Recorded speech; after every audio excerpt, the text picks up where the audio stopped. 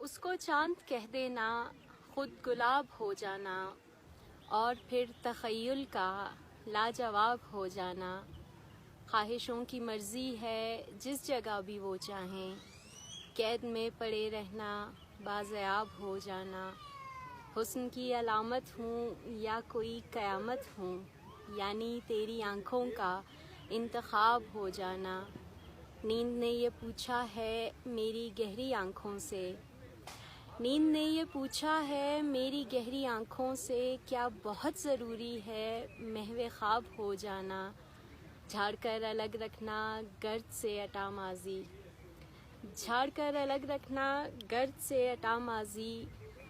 Shelf पर पड़े रहना खुद किताब हो जाना।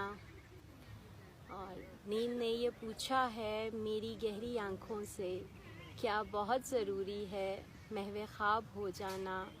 हो तो ये भी सकता है बर्फ़ आग जैसी हो तो ये भी सकता है बर्फ़ आग जैसी हो, ये भी ऐन मुमकिन है संग आब हो जाना। उसको चांद कह देना, खुद गुलाब हो जाना, और फिर तख़य्युल का लाजवाब हो जाना।